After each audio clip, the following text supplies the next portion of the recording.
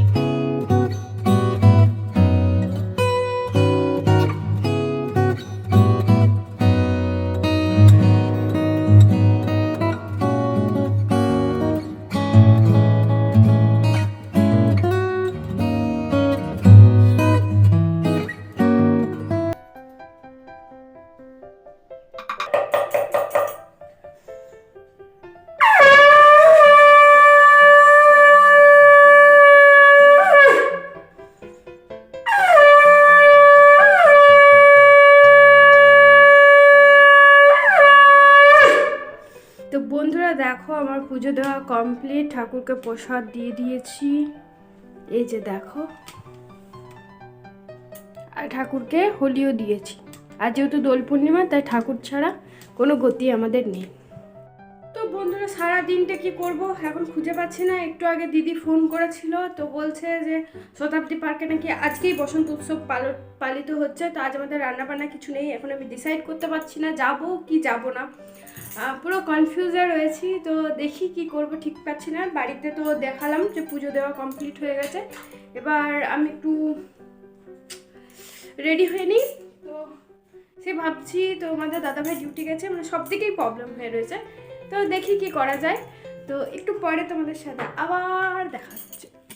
তো বন্ধুরা, আমি রেডি হয়ে নিয়েছি আর বাড়ির সমস্ত কাজ গুছিয়ে নিয়েছি, এবার বেরোচ্ছি। তো দিদি ফোন করেছিল, শতাব্দী পার্কে বসন্ত উৎসব হচ্ছে, সেখানে যাওয়ার জন্য। তো দেখো, আমি পুরো রেডি হয়ে নিয়েছি। তো ঠিকমতো দেখানো যাচ্ছে না, এই যে আমার টোটাল লুক। পেছনে একটু গাজরা দিয়ে নিয়েছি। তো চলো যাওয়া যাক, ওখানে যেয়ে তোমাদের সাথে আবার কথা হচ্ছে।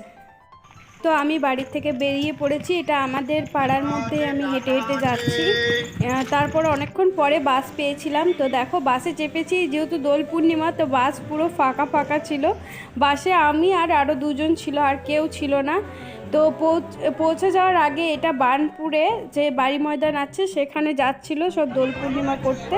আর দেখো, আমি ঢুকে গেছি শতাব্দী পার্কে। তো দেখো, শতাব্দী পার্কে প্রচণ্ড পরিমাণ ভিড় রয়েছে, আর সবাই এসেছে, বেশ খুব আনন্দ হচ্ছে। আর আমাকেও দেখো, একদম চশমা টশমা লাগিয়ে বেশ। আর আমি আসার টাইমে আমার একটা বান্ধবীকে পেয়ে গেছিলাম, ওই যে সালোয়ার পরে আছে, ওটা আমার একটা বান্ধবী।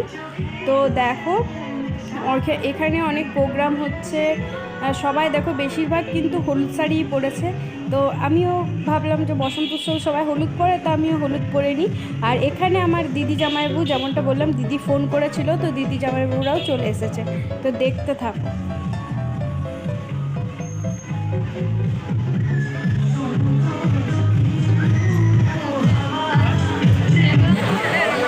তারপর নৃত্যাঙ্গন, প্রথমে স্টার ডান্স একাডেমি, তাদের হয়ে গেলে পরে নৃত্যাঙ্গন। থ্যাংক ইউ, অনেক ধন্যবাদ প্রত্যেককে।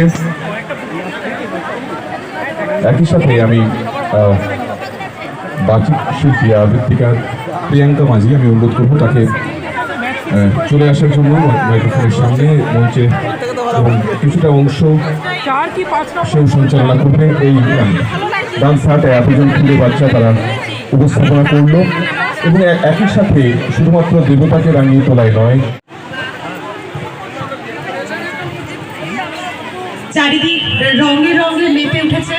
আজকে আসানসোলবাসী সবাই আজকে রঙিন। এই রঙিন শুভেচ্ছা জানাই সকলকে। আমরা পরবর্তী অনুষ্ঠানের দিকে চলে যাব।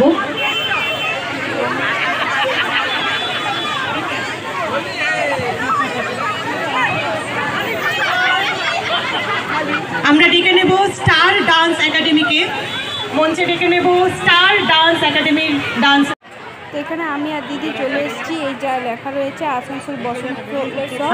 তো এখানে একটু সেলফি তুলতে আমরা চলে এসেছি। খরগোশ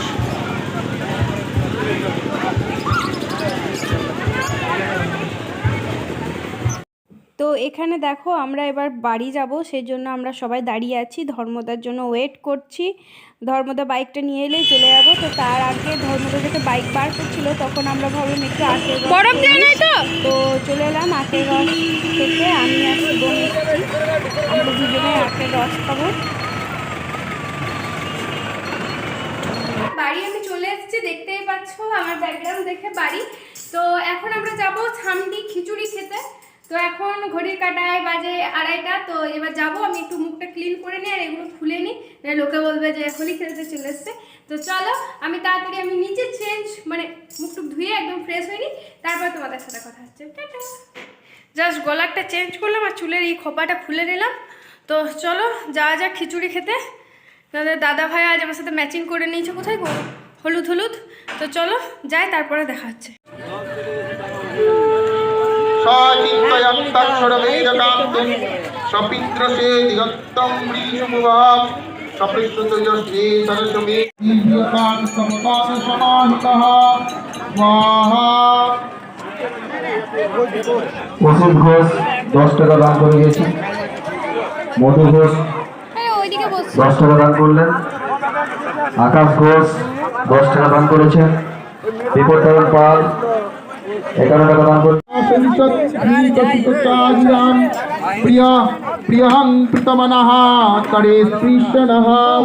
তো খিচুড়ি খাওয়ার পর আমাদের এই যে গণেশদা বলে আছে আমার বরের সাথে কাজ করে, তাদের বাড়িতে একটু রেস্ট নিয়ে একটু বসে গল্প করে চলে এলাম আমার জেঠুর মেয়ের বাড়ি। তো এটা হচ্ছে ওদের বাড়ি। তো বাড়িতে রং চলছে, এই যে জি বেরিয়েছে কোপাট। তো বন্ধুরা এখন বাজে রাত 9:15। এখন দিদি বাড়ি থেকে অনেকক্ষণ চলে এসেছি, দেখতে পাচ্ছ ফ্রেশ ট্রেশ হয়ে গেছি, মানে বিকেলবেলা চলে এসেছি, তারপর থেকে আর ভিডিওটা কন্টিনিউ করিনি। আর এখন বাড়িতে এসে যেগুলো কাজগুলো রয়েছে সে সমস্তগুলো করলাম, সমস্ত কিছু গোছাবাগা করার পর রুটি সবজি করে এখন আমরা দুজনেই বসেছি খাবার খেতে। আমিও বসে গেছি। তো খাবার খাওয়া মোটামুটি শেষ। তো এখনও যাবে এখন? তো তোমাদের দাদা ভাই বলছে এখনো বাউল দেখতে যাবে সামনে। আমি এখন ভাবনা চিন্তা করছি, কারণ এবার আমাকে বেশিক্ষণ থাকা যাবে না, কারণ নিদ্রা দেবী ডাকবে এবার। তো চলো দেখি কি করি এখনো পর্যন্ত। তো এই খাবার খাওয়া এখনো চলছে, শেষ হয়নি। তো ভাবলাম ভিডিওটা কন্টিনিউ করে দিলাম। তো চলো দেখতে থাকো, সঙ্গে থাকো। তো বন্ধুরা আমি আর যাইনি, তোমাদের দাদাভাই গেছে বাউল শুনতে, আমি আর গেলাম না। শরীরটা ভালো লাগছিল না, বলতে বাইরে হাওয়া দিচ্ছে আর এত রাতে যাওয়ার ইচ্ছে গেল না, ওই জন্য গেলাম না। আর আমি একদম রেডি হয়ে নিয়েছি, মশারির ভেতরে ঢুকে গেছি। তোমাদের দাদাভাই বা কখন আসবে যায় না, আমাকে বাইরে থেকে চাবি দিয়ে চলে গেছে। তো এখন ঘড়ির কাঁটা 11:15 বাজে। আমি ফোনটা দেখছিলাম, তো এখনও পর্যন্ত আসেনি। তো চলো আমি আর ভিডিওটা বড় করছি না। যদি ভিডিওটা ভালো লেগে থাকে তাহলে প্লিজ চ্যানেলটিকে সাবস্ক্রাইব করে পাশে থেকো। তো চলো টাটা বাই বাই, সবাইকে গুড নাইট।